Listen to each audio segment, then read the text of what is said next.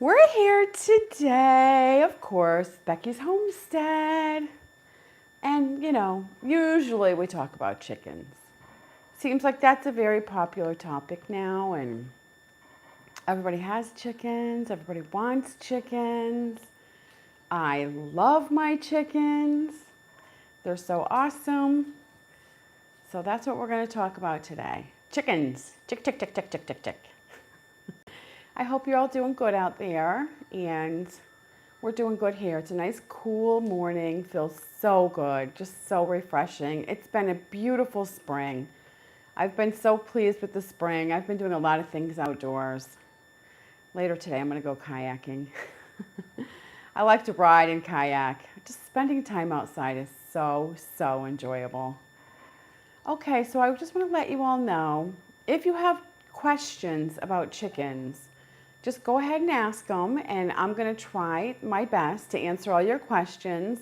So, if you're having troubles, somebody's giving you some trouble in the coop, you're having some issues, now's your chance, because I'm going to try to answer those questions for you and figure it out, because sometimes chickens can be very puzzling and you're just like, what are they doing? Or why is this happening? Or like, what can I do to fix this?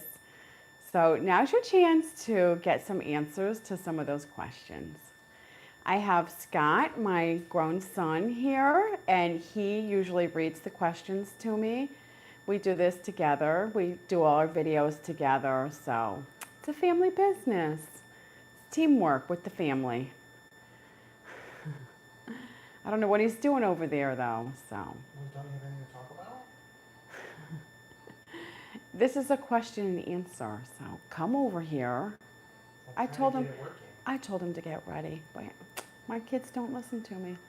Like all children, even when they're grown, they don't listen to you. What I'll start off with talking about is why chickens peck each other. I do get a lot of emails about that, and they'll be like, oh, this chicken's doing that, they're fighting, they're pecking each other. This one's chasing that one, it's mean, it's a bully. And that can happen a lot with chickens. And a lot of times the reason that is the same thing I say like over and over and over again, because it is hard to understand and it is hard to wrap your head around it when you're not used to chickens, is overcrowding is the number one problem that people have when they're having troubles with their chickens in their coop. Your coop is too small and you have too many chickens. So there's two ways to fix that. You're either going to have to rehome some of the chickens, or what you're going to have to do is add on to your chicken run, the wire part of your coop, and make that bigger so they have more room. Always build things in the shade, of course. Nothing is happy in the blazing sun. So you're going to have to build in the shade. So when you go out there and you're thinking about chickens, or you're thinking about, your chickens, and you're thinking about building a coop, you're going to have to go out in your yard and you are going to have to look around and find the quietest, shadiest spot in your yard. That's what you have to do. Quiet and shady. That's what chickens want.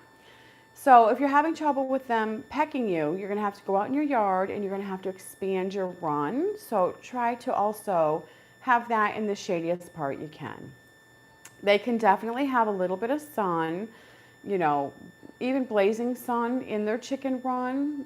That won't kill them. But the coop, the hen house part of the coop, has to be big enough to where they can all relax under there in the shade, under the shade tree. So that's a good reason to build a really big hen house and make it out of wood, just because that just gives them a lot of protection from the weather and also shade. It makes a lot of shade. And so they love that too. They'll like hang out in there if it's big enough. That'll be their little shady hangout in the hot part of the summer. And then if they want to, they can run out in the run part, the wire part. And then if somebody's picking on somebody, there's plenty of room. They can get away. So that is the number one reason chickens pick each other. Okay, so do we have any questions, Scott? Somebody says they have a shady spot where they keep their chickens, but there's a lot of noise. Is that okay? If you have to choose between sun and quietness or shade and noise, I would go for the shade because, it's just going to be so miserable in the sun. And, I'll give you an example. I had somebody write me a email yesterday and they want chickens, which is so exciting. I'm so happy for them. But they're like contemplating where to put the coop. And they have a trampoline and they thought that might work, if they put the wire around the bottom of it because it's pretty big. But they said the kids still jump on the trampoline. So it's like, that is not going to work at all. Because you can't, it's just not going to work. The chickens aren't going to be happy. So if you're, depending what kind of noise you're talking about, does the neighbor have a dog tied right to the other side of the fence behind where the chicken coop's going to be? That might not work unless you can reinforce that fence, like put up foam board and then put up more wood, like just make it more soundproof if you can. And I'm going to tell you why it's worth going to all the trouble we're talking about. Number one, chickens live for a long time. You're going to have your chickens for years. And number two is obviously you want success. You want eggs. That's why you're having chickens. So if you don't do it right, you're not going to have good success and you're not going to have consistent eggs just coming out of those chickens, like your little egg machines. So then you're thinking, well, you're just going to get tired of the whole nonsense, the whole shebang quickly if you're not having success. So that's why I talk about all these things I talk about, and as I'm very specific about certain things, because it's all because I want you to have great success with your egg production. If you just want to have chickens for pets, whatever, they'll just run around out there and just do their best. But that's not what I'm all about, because for me, homesteading is all about raising as much of your own food as you can. So, of course, that includes the chickens and the eggs you're going to get.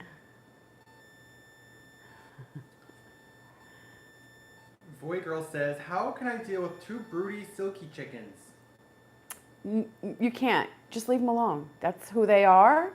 Silkies are super broody, and who cares? You never, ever going to get that out of them. That's just who they are and what they do. That is a very broody breed. So all you have to do is just get the eggs every day. The chickens are going to lay their eggs. They usually lay their eggs in the morning. So by late morning, everybody's done. Just go out there and just get the eggs out of there every day. And if they stay in the nest box, like you could just, after a while, you're just like, whatever, stay in there all day. They can't help themselves. What I'll do if I notice they're like in there for a couple days, I will like try to shoo them out of the box. Get out of there, just so they can go get a drink and something to eat. But silkies are super broody, super broody. So really, that's the breed you chose, and they are cute, but that's just something you're going to have to deal with.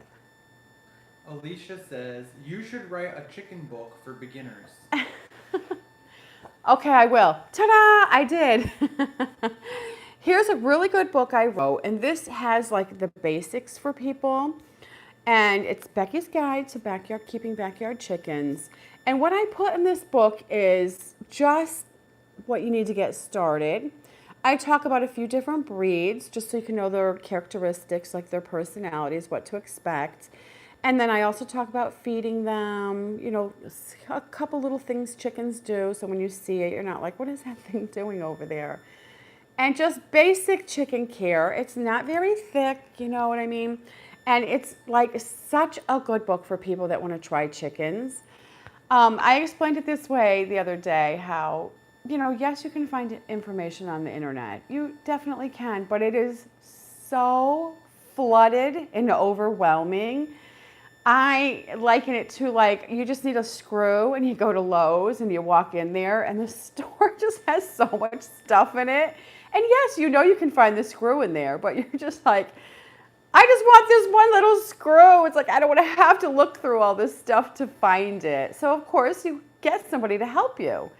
So that's what I'm here for. I'm here to help you. And so that's why I wrote this book, you know what I mean? You can just have it handy. If you're having trouble, you can just flip through the book and find the problem you're having and, all quickly. You don't have to feel so, you're already kind of frustrated when you need an answer to something.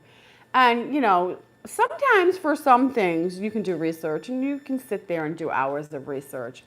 Other times you're just, oh my God, you're either tired with dealing with the problem or you just want to get the problem fixed quickly and you just don't have time to do all that. That's when a little manual book comes in super handy because you can just find it in there, boom, done, go do it. Move on with your day, solve the problem. So, of course, there's both ways. I also have a lot of videos I've made to help people. Becky'sHomestead.com and then click chickens. And I've made so many videos for people.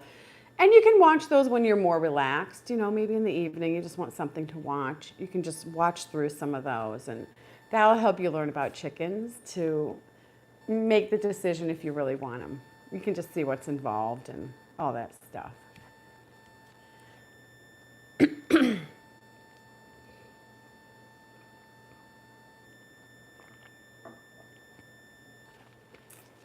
Any more questions? Mary says, hey Becky, you were right about giving the chickens protein. I've been giving my 3 girls Vienna sausage and the eggs they've been laying are so good. You've helped so much. Thank you. I'm so glad. I know it's pow, give those things some meat and it's just pooh, egg explosion. Just remember, you don't have to give them tons and tons, just mostly in the morning. Just they have to have that in the morning because that's the way the chicken egg cycle works. That protein's not available in the morning after they've already laid an egg. They won't start the next one. So really when you're feeding them the meat in the morning, you're starting on tomorrow's egg. That's how that works. But yeah, it works so good. I truly do know what I'm talking about. I've just had chickens for so long and, I've just watched them because I am an animal freak. I love animals.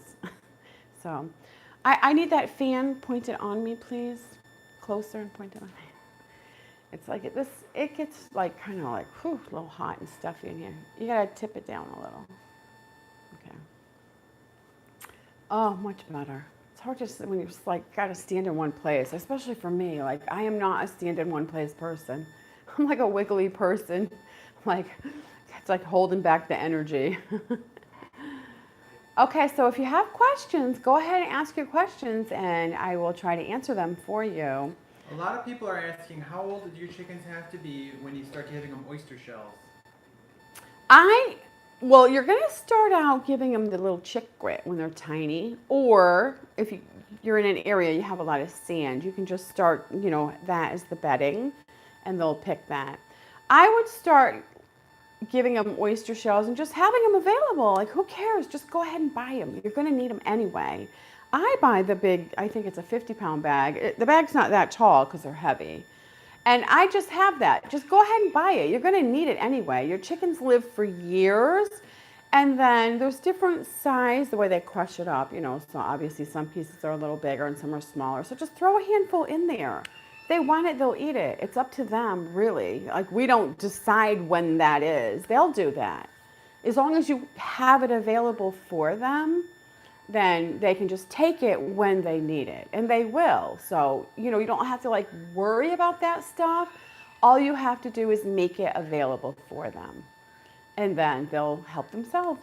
I just throw all that on the ground too, because that's where they would get it. If they were free ranging, running around or, whatever, they'd be looking for that as well. So I like to just put it on the ground and then they just scratch around and get it themselves when they need it. Elizabeth wants to know if eating fertilized eggs are healthier. Hi, Elizabeth.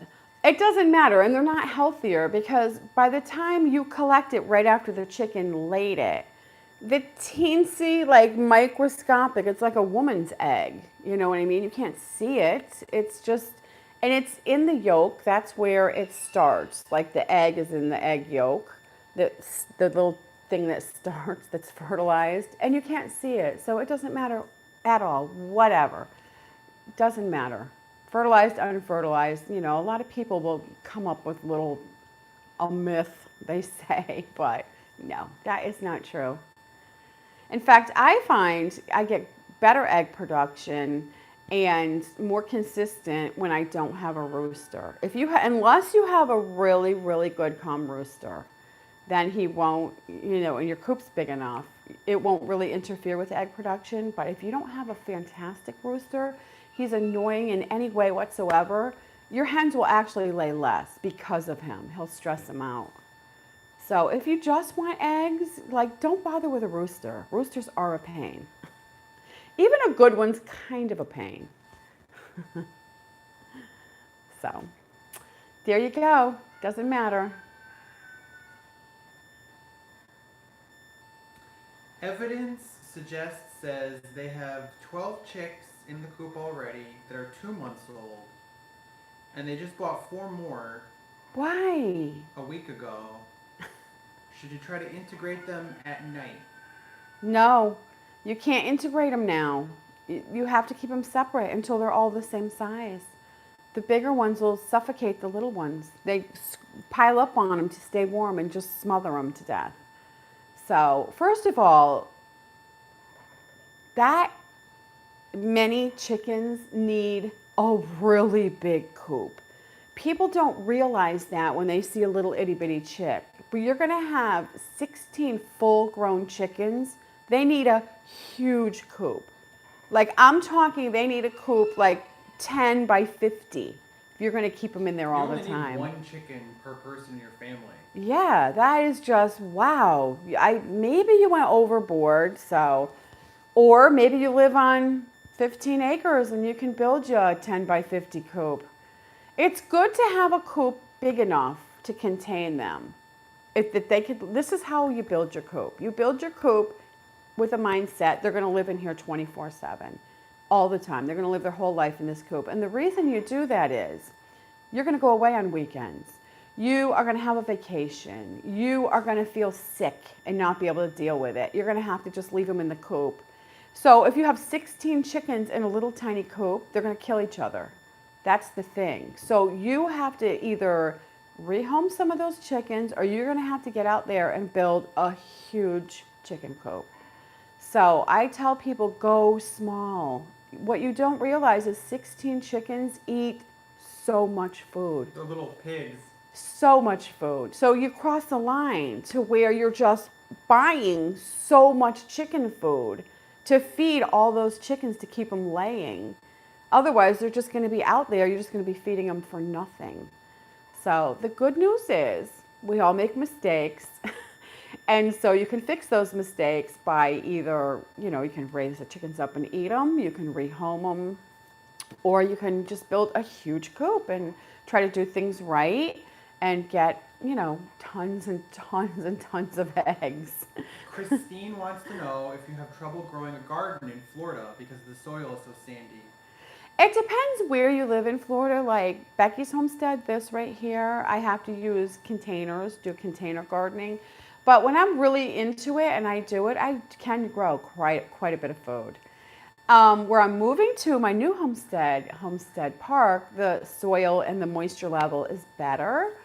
So then I have pecan trees over there, and I'm going to plant more stuff over there. I'm going to do a couple more fruit trees. I'm going to try to do berry bushes, and then, the stuff I like to grow, which is all fruits, actually. It's all under the fruit category, which is, the zucchini, any squashes, peppers, tomatoes, onions. That's what I grow.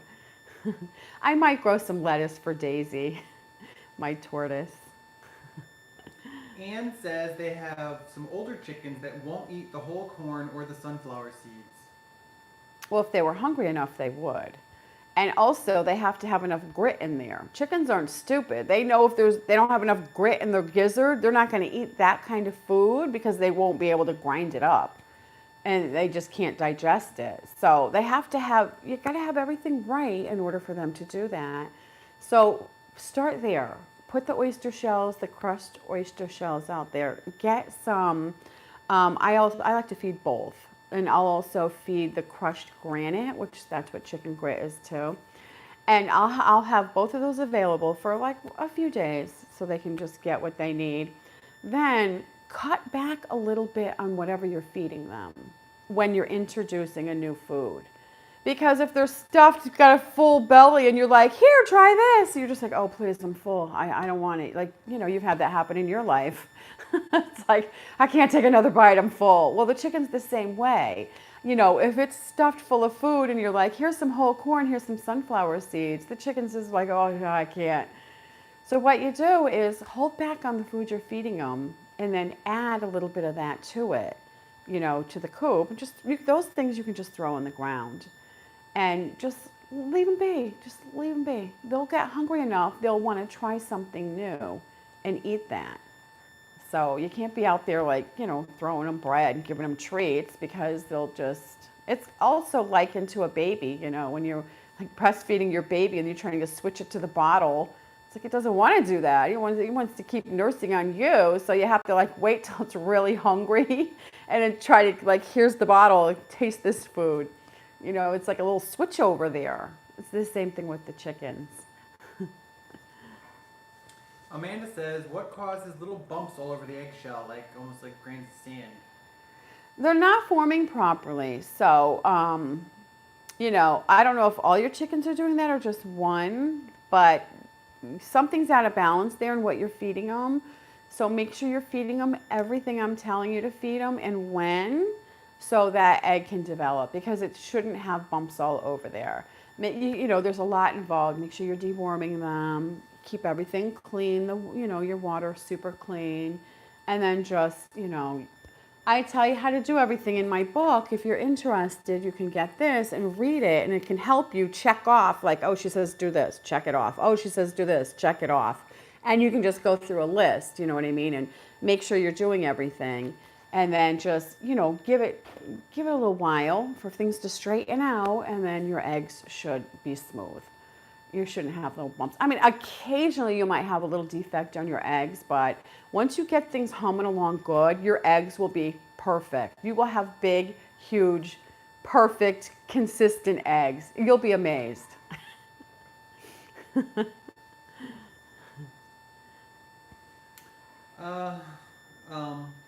Do you let your chickens peck around in the horse pastures? Asks Jack. I do, and I like when they do that because they spread out the horse poo and then it just dries up in the Florida sun.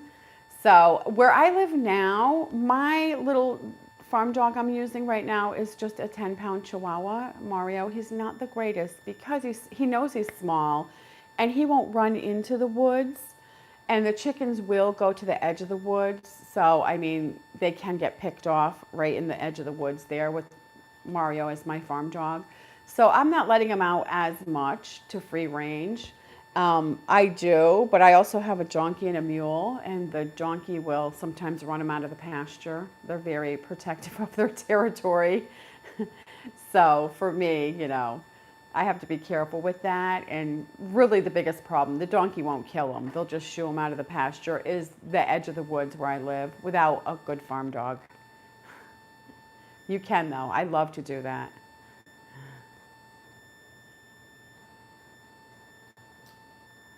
There's not very many questions. We need to have stuff Oh. to talk about too. There's no questions. I'm so surprised because usually I'm flooded with questions. So I just didn't talk about tons of stuff because I'm like, Jesse wants to know, how do you keep owls away from your chickens? owls, I find owls like ducks better than chickens. Personally, I've had an owl, a huge owl, big owl, that's lived around here for probably 12 to 15 years. And, you keep your chickens in the coop. That's the answer, number one. You keep your chickens in the coop at night, always, because, that's when the dangers are out there trying to eat them. All the animals that want to eat them, that's when they're out there to eat them. And so, the owl won't be able to get them when they're in the coop. But I've noticed with my big owl that they like to eat the ducks. I don't know why. They love duck meat. So I love the owl though. He kind of must have a territory because I don't hear him all the time. He'll make his rounds. Then he comes back in this area. I'm always so happy to see him. I'm like, oh, he's made it. He's made it back. I'm always worried some idiot will shoot him or something. How about the panther James saw the photo of? I don't know where that was and all that. I don't know It was that near story. here, wasn't it? I have no idea. I asked him where that was. He thought it was Gilchrist County. Yeah. was near. It was. Yeah. I didn't see the picture though, so I hate to. County names. I hate to. I hate to tell stories when I don't see it for sure, because a lot of people either exaggerate Well, do you not or, believe James? you know, they'll just not really know what they're talking about. So, like, I saw a huge bobcat, and at first I thought it was a panther. And then I realized, I just thought about it and was like, the bobcat has like scruffier fur and like dark edges on it. And a panther's more smooth coated. So if I see the picture, I'll tell the story. But supposedly it was this huge panther, which it might have been. I mean, I'm not saying it couldn't be, but I just personally didn't see the picture. It is amazing though. There's definitely wildlife out there. But like what I tell people is like when I'm riding in the woods, I love to go riding in the deep woods. Whatever I see is never coming towards us. It sees us coming, hears us. It's always moving away. It's like, it's not as, scary as people might think. A lot of people are asking, how can you tell if you have a rooster? Roosters cock-a-doodle-doo. They'll start cock-a-doodle-dooing when they're like Pretty young, 2 months months old. Yeah, And you'll hear them. You'll be like, was that a cluck or was that a cock-a-doodle-doo? You're like, I'm wondering. Then you'll do it one day really clear. And you're like, oh no. And the thing That's a is, the rooster. cock-a-doodle-doo is a higher pitch than a hen. Hens more have a deep voice. A cock-a-doodle-doo is just reaches a pitch that's higher. It's unmistakable. You'll know. Because it is hard when they're little. But make sure when you go to the store, just buy pullets. And Which are you'll notice girls. when they're babies, they'll start having bigger tail feathers. And you're like, are those normal tail feathers? Or are those bigger rooster tail feathers? And you're like iffy about it. And you're like, not sure. It's like maybe they just have nice tail feathers. Like, oh no. Because they'll That's a kind of rooster. stick up at first, but some breeds of hens, the tails are high. Let's just put it that way. You'll be like, oh, those tail feathers look a little high. But you just, first of all, start by just buying pullets, which are girls. I don't know why they just don't write girls. Make it easy for people. They got to call it pullets and cockerels and all. Like, just say girls and boys. That's all we want to know. What is it? But start there. And even when you go to the store and you say, I just want pullets, there's no way to be 100% perfect and sure. And you might get a rooster in there because that's just the way it works. So you'll know eventually. And then what you can do is, if you don't mind the rooster, you can just wait and see if it's a good one. If it does the rooster dance and it's a good one, and maybe you want to try and keep it. Or you can, either grow it up big, and eat it, or you can try to rehome it. It's hard to rehome a rooster. Nobody wants them. So a lot of times if it's trouble, people get attached to it and then they're having trouble in their flock and they're like, oh, but I want to keep it. I'm like, well, build another coop for it. That's where my city coop comes in handy. You can just put it in the city coop. It could live in, that's how we have Jules right now. He's in one of the city coops because we have 2 roosters. So it's what, it comes in handy to have a little city coop. It's just big enough.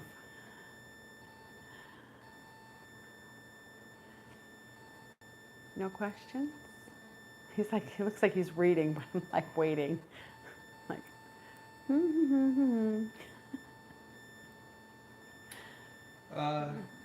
Somebody asked, how do you stop the chickens from eating your garden? You don't. You have to put a fence around your garden and keep your chickens in the coop. They love that. It drives you insane. You'll be like working in your garden and they'll see you doing something over there and they're like, come running. What are you doing? They're like, let me help. Chickens in a garden don't mix at all. If you want some kind of animal that's going to eat bugs in your garden, ducks are way better because they don't dig like that. Once your plants are, big enough and in there good enough, the ducks won't hurt them at all. I love garden ducks.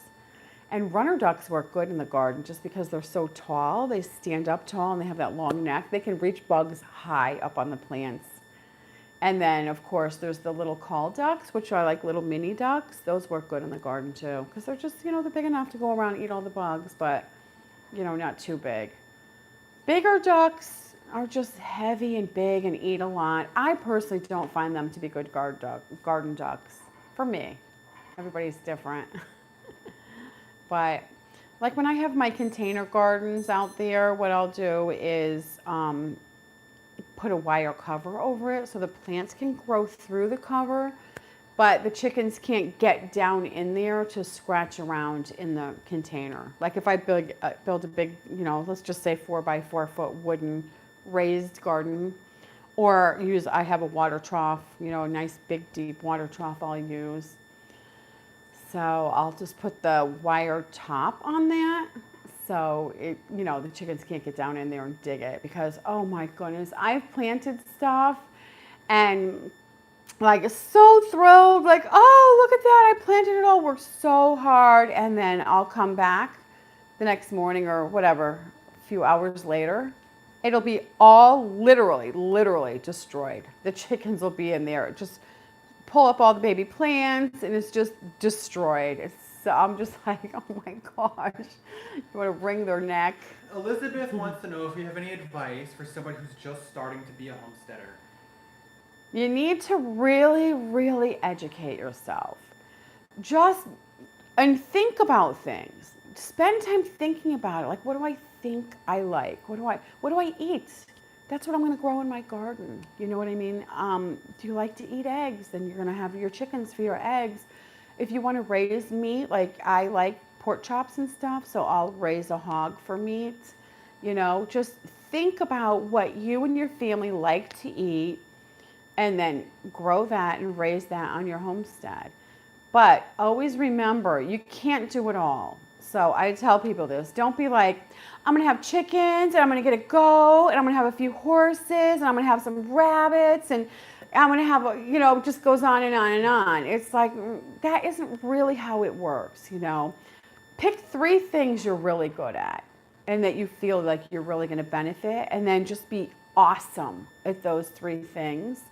And you will have a successful homestead, because you'll be able to barter with people. So let's just say have, chickens, and then be good at gardening, and then, I don't know, be good at canning or make good soap or bread or something. Like, just have a few things you're really good at, and then barter with people or sell it. The advice I would give is be a minimalist. Yes. Don't be a typical consumer, but just in the country now, which we see people around here who do that, where it's like they're in the country, but they're just typical consumers who have a boat, a Sea-Doo, an cluttered RV, up, a big house, 5 burdened cars, down, too many dogs, too many Yes. animals. Yeah. You're just out in the country, but still a consumer. which makes them even more. They just have more to deal with. They don't seem happier at all. They seem less happy.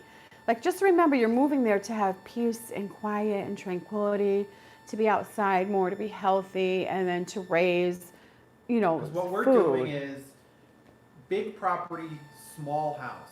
That's, I think, the key to happiness in life in general. You want to have, but not like 100 acres, but like a good-sized property with Just a to tiny, have your neighbors back with a little tiny little further. nice house that you can put the money to having nice finishings in it. Big property, little house, and then also as far as money, because you need money to live. Try to have a job where you can work. You can work from home, or you can travel. So something where you're like maybe like traveling around doing something, and then you can come back to your homestead, or just work on the computer, which so many jobs Really, now. traveling around isn't going to work if you choose to have animals, though, obviously. But there's a lot of jobs you can do from home and to make a living in the computer Well, industry. you can travel for your job. Doesn't mean you're gone for 5. It means you go out and come back same day. Regular job. Yeah. So you got to put a lot of thought into it, because when you're homesteading, it's very customizable. There's a lot of possibilities, Every single homestead's different. And that is what makes it a joy and so interesting.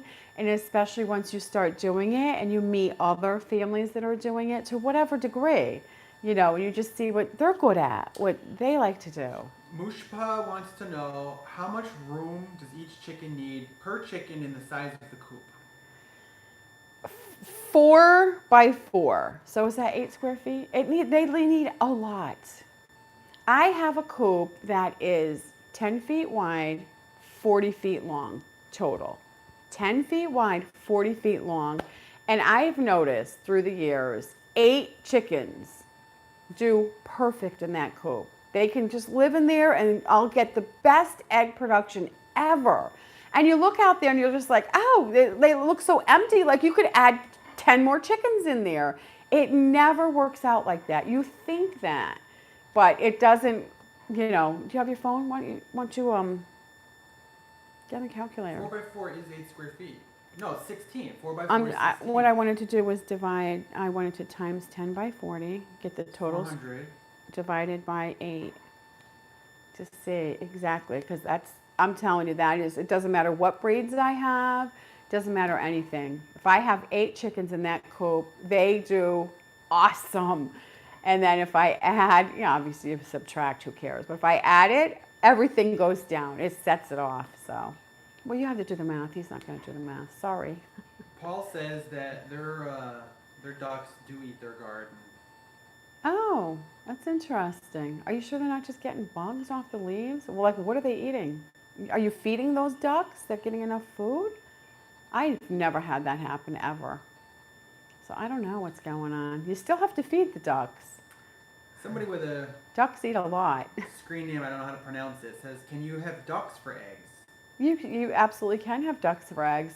And depending on the breed you choose, you won't even notice the difference, really. There might be a little bit richer, the yolks, which most people, that's what they like. They want a rich yolk. And then if you, you might be like, oh, I don't like to eat them. Just eat them like bacon and eggs. They're good for baking. Some people just use them for baking. But we eat them. Nobody notices. We just have them mixed all, I'll bring them in the house. They're all together. Nobody notices. That's how we do it. And it's delicious. Ducks are cute. C Likes says, where do you buy crimped oats and what age do you start giving them to the chickens? Okay, so I say crimped oats just because that just I was feeding, at the time the horses were eating the crimped oats, but really any oats will work for the chickens. Whole oats are cheaper. I think some people call those oat groats, which is weird, but so you can, whatever kind you can get, which is going to save you money in your feed store, your area, you can just buy those for the chickens. So what was the second part of the question? When do you start giving them the oats? I start at 4 weeks old. I will put some in there and let them, see it. Just a handful. Like, don't dump a cup in there. You'll just be wasting it. Just put a few in there on the ground and, they're going to get to know it and look at it and pick on it and eat it, hopefully. Mine do, so yours should.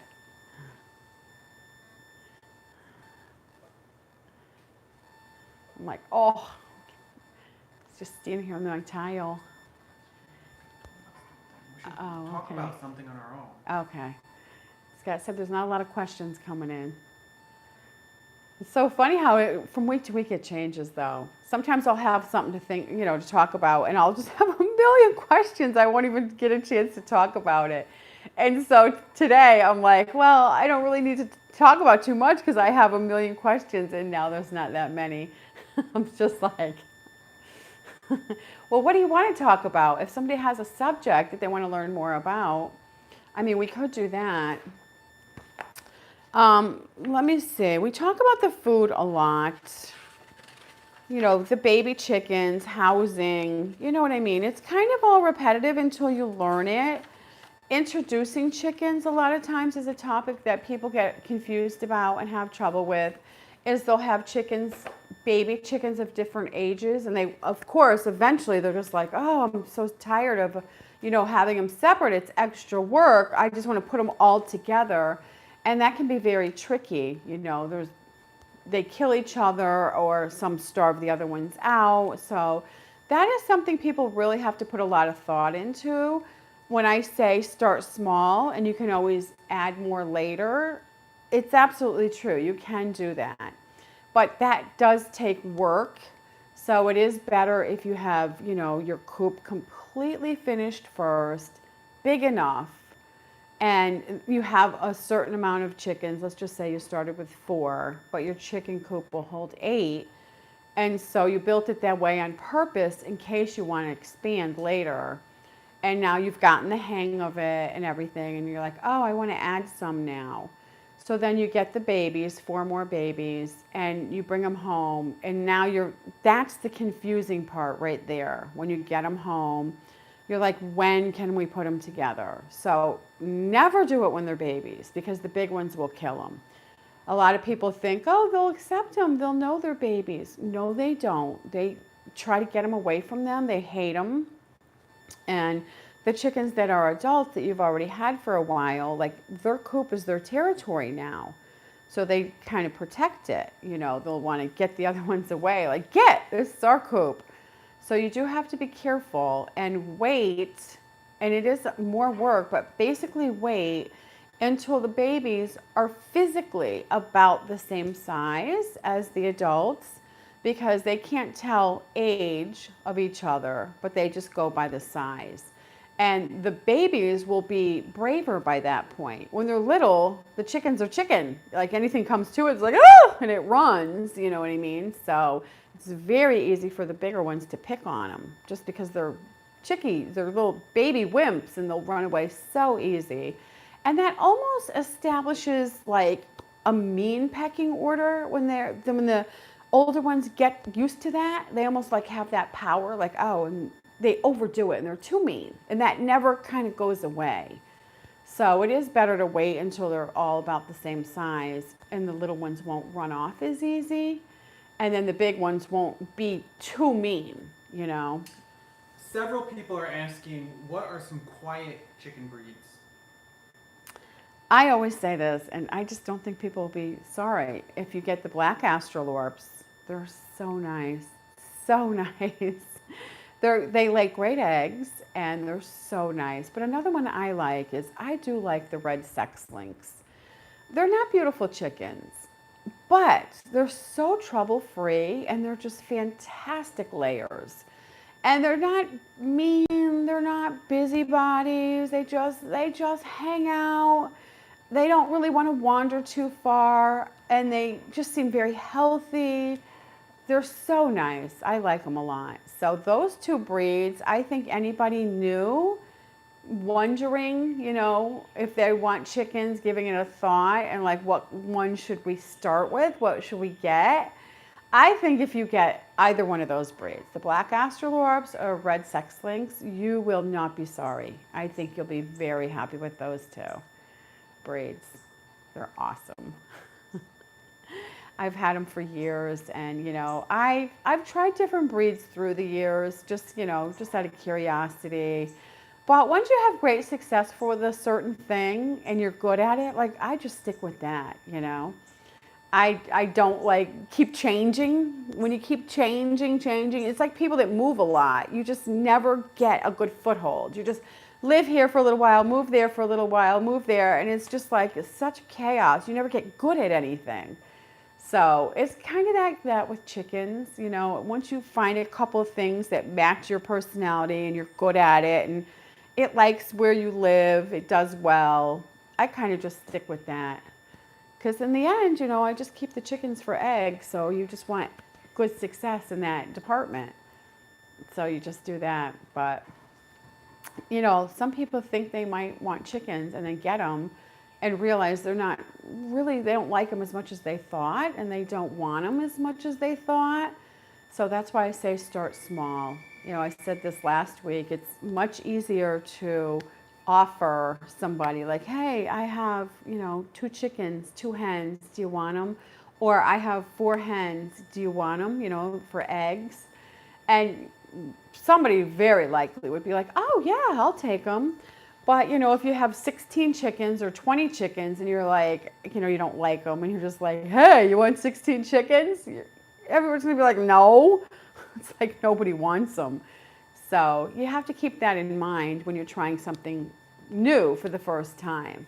Go small because, you know, there is a chance you might not like it. And then you will have to rehome it, you know, and which is a whole nother job that you're going to have to deal with. So there is a lot involved in keeping animals, you know. It is physical work. So you have to be that kind of person where you like to go outside and do work. You know, you're not really an office worker. You like to do stuff outside. We got a $2.99 super chat from Amber. Thank you, Amber. And they just put an emoji saying you're my hero. Oh, so sweet. Thank you.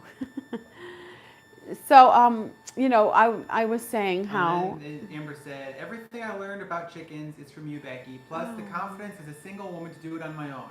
Heart. Yeah, you can totally do it on your own. Don't let any of that, it's so weird how people get so hung up on, age, like whatever their status is, if they're married, if they're a boy, if they're a girl, and, if they're too young, they're too old, like, none of that matters. Like, don't let any of that stumble you up. That just stumbles you up in life, in anything you want to do. Just think, can I do it? And then do it. Don't think about all that other nonsense, which is just a distraction. It's like, you can do it. If you want to do it and you have the desire to do it, believe me, you have the ability. You can do it. And then when you have success, it's so satisfying. When you accomplish your goal, it's so, so satisfying. I mean, really in life, that is what makes you happy. To be, doing something and you accomplish it, that's true satisfaction.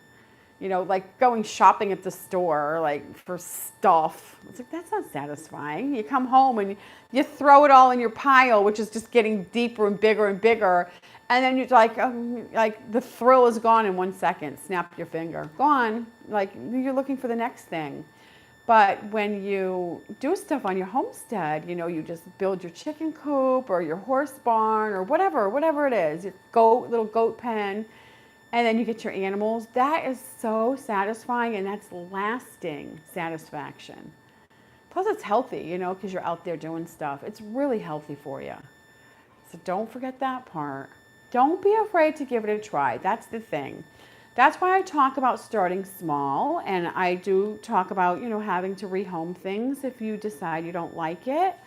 So, keep all that in mind, but it's still very doable. I've rehomed animals that I have gotten and just didn't work out for whatever reason, and I've done it very successfully with no problems. They've gotten fantastic homes, I've done it with horses, I've done it with goats, I've done it with dogs. I've done it with chickens. I've done it with many, many animals. You definitely can rehome things, but the good part is, let's just say you have your chicken coop, it's built, you did everything right, and now you're like, you have your chickens, and you're like, oh, I'm not really that into the chickens, I need to rehome them.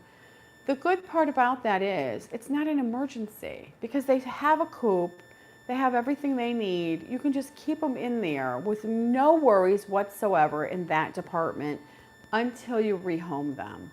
If you didn't have the setup and they're like running around, causing problems, getting whatever, killed, or just going in the neighbor's yard, and you feel the pressure to rehome them, it's miserable, miserable. That is stress and miserable misery nobody needs. So that's why I say, whatever you try on your homestead, always make sure you have this set up first. Regardless of if it ends up you love it, or if it ends up that it's not your thing, you reduce stress. And, let's just say you have a really big chicken coop that you built and it's really nice. You could always modify that a bit and turn it into a goat pen and get a couple little miniature Nigerian goats to milk. We got a $5 super chat from Beauty by Frost. Beauty by Frost. Thank you very much. And it said, hi, I always can find simple answers to all of my chicken questions from you. Thank you for your responsible homesteading practices. You're welcome. And that's what we want, isn't it? Simple questions. I don't want this big, wordy article that's going to tell me why my chickens aren't laying eggs anymore. You're just going to be reading. And at the end of it, you're like, I didn't get the answer I need. It's just that it's so wordy and I don't know. It's so annoying. I'm a very direct person. I like to just get to the point. We're all busy. Just don't beat around the bush. Don't drop hints. Like, just say it straight. That is the kind of person I am. And that's just how I put things out there. Very direct. And I think people do respond to that and they do like that because we're all busy. We're either busy or we're tired or whatever's going on. It's like we don't have, days to get an answer to a simple question. So it's like, that's why I try to be like that. I think it helps. I know it helps me when I'm looking for answers. It helps me. What I was telling you about also is like modifying stuff when you decide, it's not for you. Like the chicken coop, then you could modify that into like a little goat pen, and then maybe try 2 little Nigerian goats instead of the chickens. You can just switch to something else.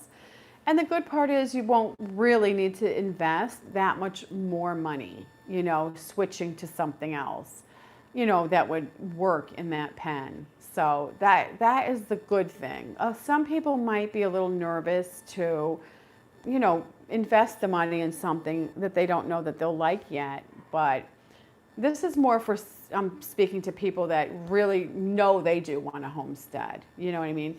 I do have the city coop that I invented, which is for somebody that just wants 2 chickens in a very small area. So obviously, that's less money invested, and you're not going to put a goat in there if you don't like your chickens, because it'll be too small. But I mean, you could maybe switch to 2 ducks, see if you like those better. But use it for a little dog kennel, maybe for your Chihuahua or something. Oregon man wants to know, how do you deal with cold weather with your chickens? Chickens are like every animal that lives outside. They grow in, we'll just call it a winter coat. Obviously with chickens, it's feathers. With horses and dogs and stuff, it's fur. So the chickens are the same way. Wherever you live, they will grow in the proper amount according to your weather, if you feed them properly. So, like I've said in the past, that chickens need a lot of animal protein, meat, because feathers themselves are practically 99% protein, and eggs are a lot of protein. So obviously they have to get that somewhere to make that stuff. So you have to feed it to them.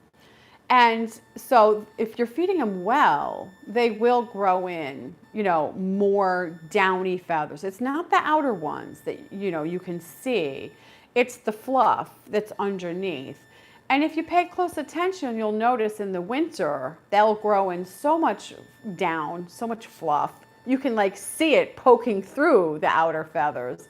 It'll be so funny. Really in the back by where the tail connects to the body, you'll see a bunch of fluff sticking out there. You'll just be able to see it if you look close and pay attention. But besides that, so that part, great, that nature takes care of that. But besides that, you do have to provide them a hen house that completely shields them from weather. Wind can't be howling through the cracks. Water can't be dripping down on them. Snow can't be blowing in there on the ground, the floor of it where they have to walk through it. It has to be completely weatherproof, the hen house does, where the roost is, where they sleep, and where the nest boxes are. So what you can do to help them in the winter is, put down some thick wood chips on the ground. Like I'm talking 6 inches thick. That'll give them a little insulation. And then buy 1 bale of alfalfa and just pop that bale and just let that just be in there. They'll eat that and stand on that. It'll smell good, and they will, if you're living somewhere where it's snowy, really snowy winter, that is exactly what you have to do, and they will love that. And that alfalfa has some, plant protein in it, but, Somebody's going to make your day. Joe Patty says, I love your hair. Oh, thank you. That's nice of you. So anyway, I was saying that you have to, do that if you live in a very cold climate where there's snow on the ground for weeks on end, maybe months on end. So that's what I would do personally. And again, feed them really well. That's when they're really going to gobble up that whole corn, those sunflower seeds, and as much meat as you can feed them. They're really going to eat that stuff up. But don't forget the grit and the oyster shells. A lot of people have asked about roosters and their hens. The roosters are too mean to the hen. How many roosters should they have? So a lot of rooster drama. Zero roosters. Let me answer that for you. I tell people that just don't bother with the rooster. You don't need a rooster. Roosters are a pain in the neck. If your rooster's being mean to the hen, it's not a good rooster. It has to do the rooster dance. So you can learn about all that in my book. I talk about all that. Roosters, the rooster dance, and how the roosters affect. Scott puts a link for my book in the description of every video. So you can find it there, click on it, and just see if you're interested in that. That's going to work for you. We got a $5 super chat from Joe Patty. Art and Entertainment is the channel name. Oh, thank you, Joe Patty. And they just put the emoji of a laughing person with a pear-shaped body emoji. Looks like me. I'm like, so the roosters are a huge topic when we talk about chickens just because they're such a pain in the neck, and you don't need a rooster. That's the good thing. And if you think, oh, well, I might want to make babies sometime, let them make babies sometime, you can borrow your friend's rooster for a week and then give them back. You don't have to keep them. It's like, and if you take good care of your chickens, they're going to live for so long. You won't even need new chickens soon if you do it right. So roosters can wreak more havoc than they're worth.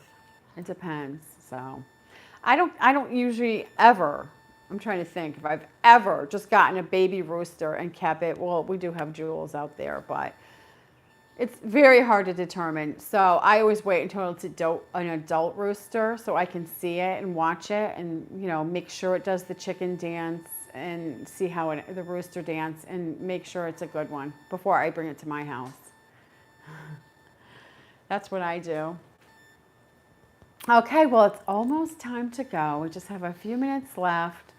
So if you do have a question or a little problem you're having with your chickens, your coop, or questions about, you're thinking about getting chickens, but you're a little nervous and you just need a little encouragement to get them. It's like, that's what we're here for. And then, in the future, if you have any problems, you can always email me and I try to answer the, emails to help people with their problems that they're having. Elizabeth says, where can I get your book? Scott will put a link in the description under the video. You can just click that. Also, if you go to my website, beckishomestead.com, and then you click store. Is that right? It's in the store? Mm-hmm. But the links are below. Yeah, the links make it easier. But I do have other stuff in my store if you want to go look around my store. Some of the stuff I use on my homestead regularly, just if you're curious. You can just look in the store, but the book is in the store as well. So 2 ways you can get it. It's really easy.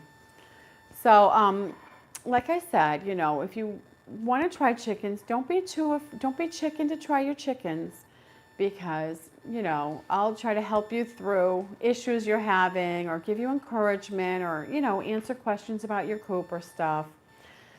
So you can go ahead and give it a try, because then you'll be getting healthy eggs for your family and your children to eat, which is so good. It's just a step in the right direction. You do that and then maybe get a couple tomato plants and grow a little bit of squash. We got a $5 super chat from Zakia. Oh, thank you, Zakia. That's like, oh, my super fan, thank you. Zakia says, I started building the urban coop yesterday. Great instructions. Oh, awesome. The city coop. He calls it the urban coop. It's fine. It's all good. Yeah, it's awesome. Yeah. Oh, I love that coop, honestly. Sometimes I'm like, I don't even need a big coop. I'll just have a line of those and just keep 2 in each. Yeah, it's very handy. Very, very handy. I think you're going to really like that. So you'll be successful with that. Okay, then. Well, I will see you next week. And if you guys have any questions, just write them down during the week and I'll try to answer them. We got to thank our super chatters. Okay. So give me 1 second here. I got to just scroll up. Let me see here. 1 second. The thing keeps scrolling so much. Let me see